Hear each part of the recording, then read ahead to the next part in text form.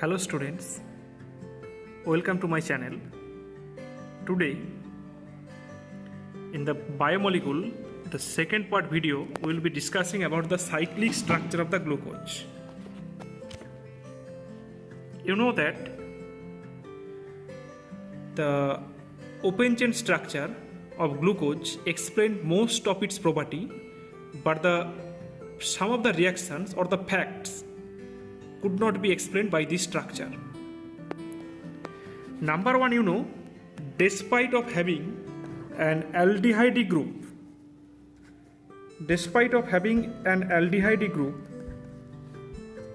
glucose does not react with the hydroxyl, does not give Schiff's test, and it does not form the hydrogen sulfide addition product with NaHSO3, which is the property of CHO.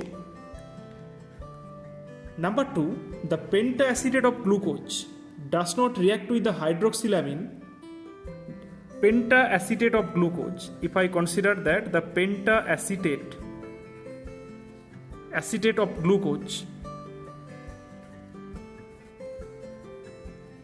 does not react with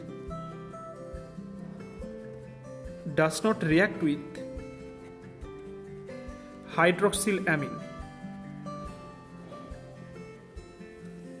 Okay, does not react with the hydroxylamine.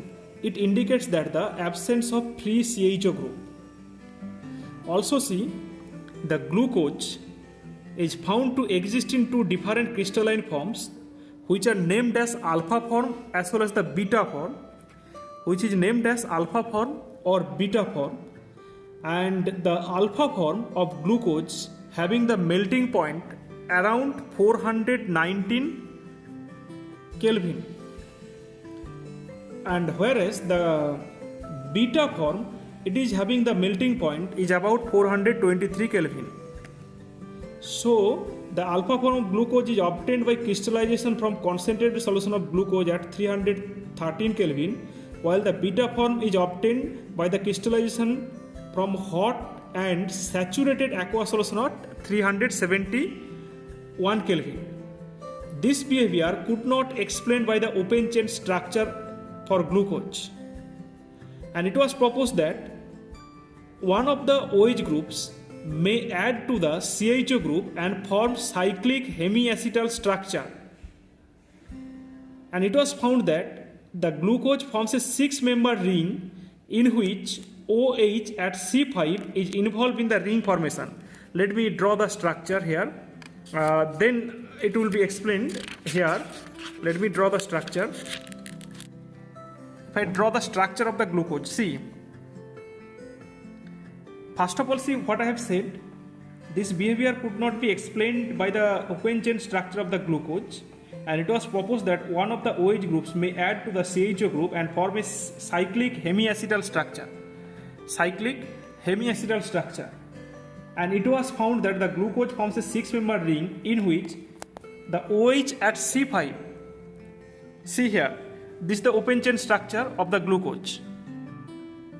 Here 1, 2, 3, 4, 5, and the OH at the C5, that actually is involved with the ring formation, and this explains, see if it forms the ring, then the CHO will be blocked here. OHC here, if it is attacked here, then it will be forming here the CHOH, and a ring structure will be formed. That means, see, the ring structure explains that the absence of CHO group and also existence of the glucose in two forms as shown below. See here, if the OH attacks here, that means it can form here the COH this side. Also see, another COH can be formed on the opposite side. That means two forms is possible. Okay, that means these two cyclic structures exist in equilibrium with the open chain structure. These two cyclic structure is in equilibrium with the open chain structure, and the two cyclic hemiacetal forms of glucose differ only at the C1, This is called the anomeric carbon. This is called what? The anomeric carbon. Okay. Now, anomeric carbon. Now see such isomers, that is the alpha form and beta form, are also called the anomers. That means these two form, alpha D glucose as well as the beta D glucose. This two form is known as the anomeric form, and this is known as the anomers. That means the 6-member cyclic structure of glucose is also called the pyranose structure. In analogy with the pyran ring, pyran is a cyclic organic compound with 1 oxygen atom and the 5 carbon atoms in the ring. The cyclic structure of the glucose is more correctly represented by the Haworth structure that I am going to show now. Here in the Haworth formula, you see this is called the pyran ring. This ring is called the pyran ring. Okay, and here if we consider this is see, this one is the carbon 1 CH. See the cyclic structure we are drawing here: 2, 3, 4, 5, and there is the 6 carbon atom, and this is known as the alpha D glucopyranose. And then see the beta D glucopyranose, it will be the just opposite to that of the alpha D glucopyranose. Only the change will be there at the C1 carbon atom, that OH will be at the top side and the H will be at the bottom side. Okay, so this is actually the Haworth formula or the Haworth projection formula of the ring structure. That means see the ring structure remains in equilibrium with the open chain structure, and that's why some of the properties of the glucose is explained in terms of the open chain structure, and some of the property whatever I have told, that the reaction like the NaH is why it does not give the reaction like reaction with the NaHSO3, and why it does not give the the addition product with the CH base, etc., will be explained in terms of the ring structure. So this is about the ring structure of the glucose, whatever I have discussed now. And now that is the fructose. And you know that the fructose, it is also an important ketohexose. It is obtained along with the glucose by the hydrolysis of the disaccharides named sucrose, and it is a natural monosaccharide. Found in fruits, honey, and vegetables. In its pure form, it is used as a sweetener, and it is also important ketohexose.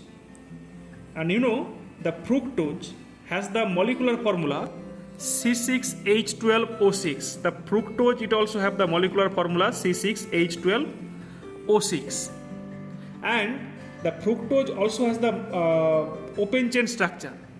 Fructose, it is also has the formula C6H12O6, and on the basis of the reaction, it was found to contain a ketonic functional group, C double bond O, and at the number 2 carbon atom, and then 6 carbon atoms in straight chain as in the case of glucose, and it belongs to the D series and is a levorotatory compound, and it is appropriately written as the D.